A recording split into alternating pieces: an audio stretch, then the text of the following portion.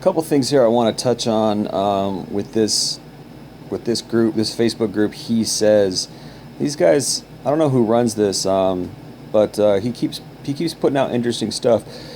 Excuse me, pardon me. This guy keeps putting out some interesting stuff to think about. And I called him blue pilled the other day, and sometimes people are blue pilled, sometimes people are red pilled. Sometimes people are right on, sometimes people are very wrong. There's a lot of variation in life in general. Sometimes we're right, sometimes we're wrong. So this guy says, well, first of all, there's two things I want to touch on. There's this, and then there is this. So this one I should probably talk about first because it plays into the other one. So this is just kind of stating a red pill fact, and this is a red pill fact, and it's the worst red pill fact that I've ever experienced because it is very true. It's very animalistic, and I understand that it's there for a reason, but it's the hardest thing that I've ever had to reconcile, in my soul, which is that hypergamy. Women are choosing men based on, our ability to provide and our ability to do something for her. And if you listen to my channel at any length, you know that this is probably one of the biggest things that I talk about.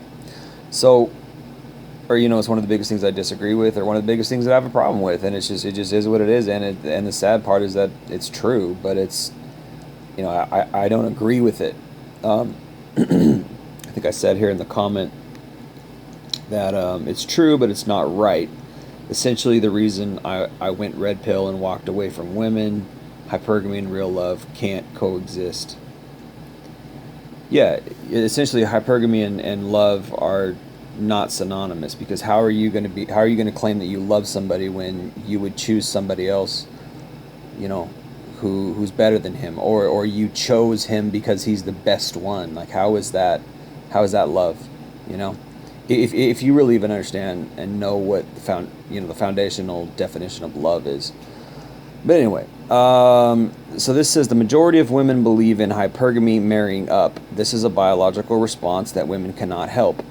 I don't know if they can help it. I think they can help it, but I think it's difficult to overcome it. I think it's difficult to overthrow it. But I think women, we've all got choices. We all can make a choice.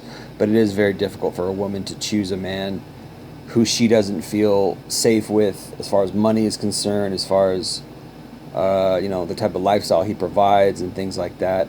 But to their own peril, really, because there's a lot more things than money that life is all about, and women will try to find a guy who's nice and try to find a guy whose personality they like and things like that. But bottom line, they are looking for a guy with money. And this is probably why a lot of marriages are just bland and boring, and there's no love, and there's a lot of marriages that just lack passion because a lot of women just marry for security. But anyway, this is one of the reasons why women are interested in what you do for a living. Yeah, see, the problem with that, though, is what I do for a living is not who I am. It's what I do. It's what I do. What I do and who I am are two different things. Now, you could argue and say, oh, what a person does reflects who he is. Yes, sort of. I mean, that's true. But the problem is that fundamentally, men's worth is based on how much money they have, what they do for work, the type of career he has, and essentially how much money he makes. And this is not love, and it's not anything that's really human. It's classism, or it's it's your worth is based on your riches, or your worth. It's just like, I don't want to be judged by what I do for work. Whether I'm a millionaire or whether I'm dirt poor, I don't want to be judged by what I do for work. I want to be judged by who I am in my heart, right? I want someone to, when they think about me or care about me, it's who I am as a person, not what I do for work. And so many men just live these stoic, robotic lives, and they rest their laurels on the fact that what they do for work is who they are. And then you just get a lot of guys who they really have no personality. They're just workers. And it's like, and they rest their laurels on like the fact that, well, I'm respected because um, I put food on the table and I pay bills, therefore I should be respectable, and that's why my family respects and loves me. And it's like, I don't know, man. I don't know about all that. Um, People ask what you do for a living so they can calculate the level of respect to give to you. How many of us are guilty of this? Especially for you ladies, when a man states he works in a profession that he knows pays well, do you subconsciously treat him better or with more respect than you do others? Be honest. Absolutely they do. This is society. This is the way society is based on how much money you make, what kind of clothes you wear, what kind of car you drive, what kind of house you live in. People will judge you and treat you differently based on these things, which is fundamentally shallow, fundamentally materialistic.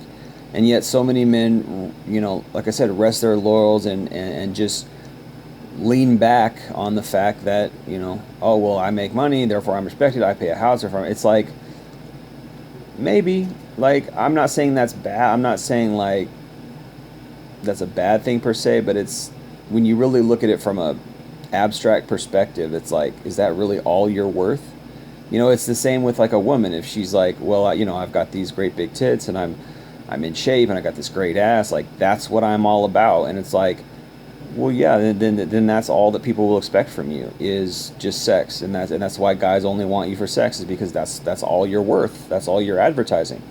And yet women are always pining away and saying, oh, I want a guy who respects me for my intelligence, respects me for my creativity, he's interested in things that I'm interested in, all these like idealistic things.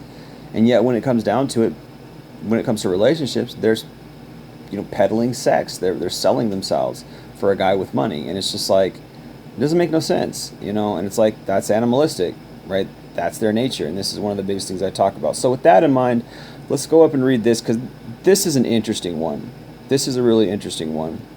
It says, ladies, you do realize when a man settles down with you for a relationship or marriage, especially if he is high quality, he's settling. Then he says, there's an arrogant notion by a lot of women that suggests when a woman finds a man, there's some sort of settling that she is doing begrudgingly. You often hear women say, girl, I'm not settling, which is understandable to some degree. Unfortunately, what that statement does, it blinds women to the fact that the man is actually doing the real settling, considering there are always better options out there and the math is always in his favor. Everyone settles. Have the humility to understand he's settled too if you're fortunate enough to get picked by a high quality man. See, I disagree with this. I think that because of hypergamy, so we talked about hypergamy down here, right? We talked about how, marrying up is a biological response that women can't help, and I mostly agree with that from a red pill perspective. I always argue against it. I always say it's wrong. But I think it's real. I think that's what I see in society. That's true from what I've seen, right? So given that fact, it would mean that women hold all the cards. They have all the power. Women have all the options. So it really is a woman settling, because what is settling? Settling is choosing somebody and saying, okay, I'm going to stop and choose this person, right? He might not be her first choice. I think that's a little more apt, definition of what settling is. But at the same time, because she's got endless options, and many women do this, they just float around, jump from guy to guy until they're 40.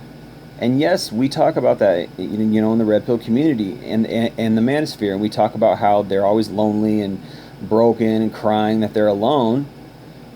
But yet, really, if you think about what she's doing, she's just exercising her options. She's jumping from guy to guy, so she has tons and tons of options. So when a woman marries a guy, whether he's high value or not, she's settling. She's settling down. She is stopping to exercise all her options, right?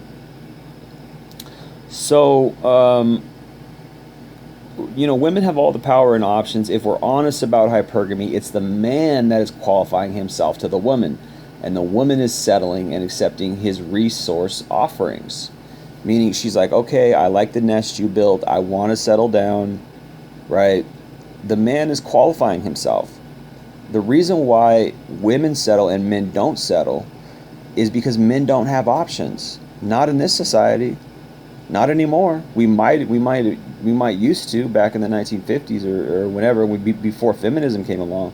But no, women are empowered now, and they don't have to choose a guy. They can go work. That they can rely on the state.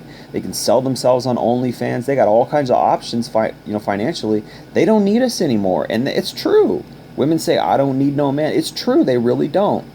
They don't need us financially. But when it comes to love and when it comes to a real relationship and a real family, they really do need us, right? Because you can't have real love and a real relationship and a real family if you're strong and independent and you don't want to settle down, or you don't want to, you're just out here exercising your options. It doesn't work like that, right? So he says, you often hear women say, "Girl, I'm not settling," which is understandable to some degree. Unfortunately, what that statement does, it blinds women to the fact that man is actually doing the real settling, considering there are always better options out there and the math is always in his favor. I disagree. I really disagree. I don't think the math is always in our options. I think that we have limited options. As I said in a video, a couple podcasts ago, I said men don't have as much options as women. I don't believe that men and women have the same options. I believe that women have almost unlimited options depending on how attractive they are. It's not the same with a man.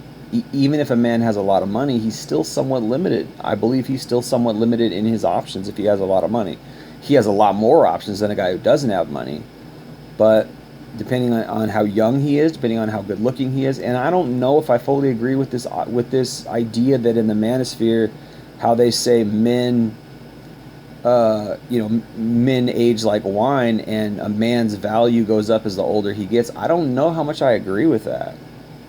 I don't know if women are as attracted to older men, and if they are, I think it gets harder and harder as you get older to attract women. I think women are mostly attracted to young bad boy type guys, and when they want to settle down, then they want an older man with money. So what does that mean? That means the older men are limited to women who are choosing a man to settle down with for his money. They're not limited, and they don't have access to sex like the young bad boy guys do. See, that's the difference.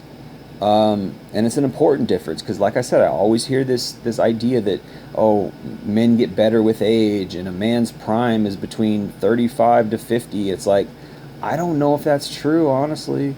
I mean, like, you need to take good care of yourself to really have good options. You need to work out, hit the gym, eat right, because as human beings, men and women, as we get older, we age and we get overweight. We gain more weight around our belly, which is very much not attractive. They don't call it the dad bod for nothing, right?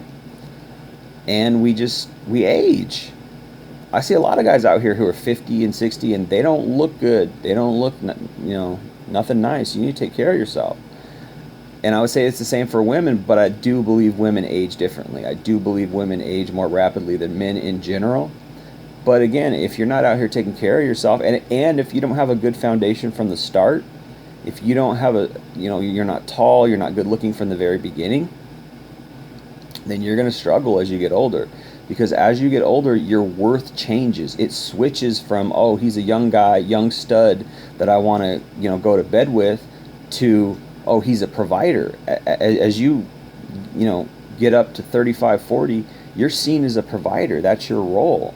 Unless you have fame or power, or unless you have some, kind of magnetic sexuality about you, or you successfully manage to paint yourself as a sex symbol. I don't believe that men get sexier as they age. I don't know if that's the case. Now, I do believe that women are attracted to older men. But again, they're attracted to us for our maturity, the fact that we have more responsibility, the fact that we have more resources, the fact that we have more wisdom in the world. So they're not necessarily looking to us just for sex. The guys they want to have sex with are the young gym bros, right? The guys who are hitting the gym 24/7, steroids, and got testosterone coming out of their nostrils. Those are the women. Those are the guys that women want to go to bed with. So I don't believe that women have unlimited options. I think this is something that guys in the manosphere just tell themselves. I really don't believe so. I believe that most women, until they really hit the wall, then they start to lose their options. Once they hit the wall, then they start to lose their options, and they're like, okay, now I got to settle because I don't have options. But again, they're not settling for any just Tom, Dick, or Harry. They are settling for a guy with money. So I can't agree that the math is always in a man's favor. I think it varies. It's case by case, and there's a lot of gray area. But anyway, I'm going to leave it there. It's just something to think about. Hypergamy is real, and the relationship game is really complicated. But still, what we say in the red pill saves lives. There's a lot that we talk about that's very, very pertinent and important, and you should pay attention. But anyway, I'm going to leave it there. Appreciate you guys listening. Jay Lee, Northwest Podcast. Peace.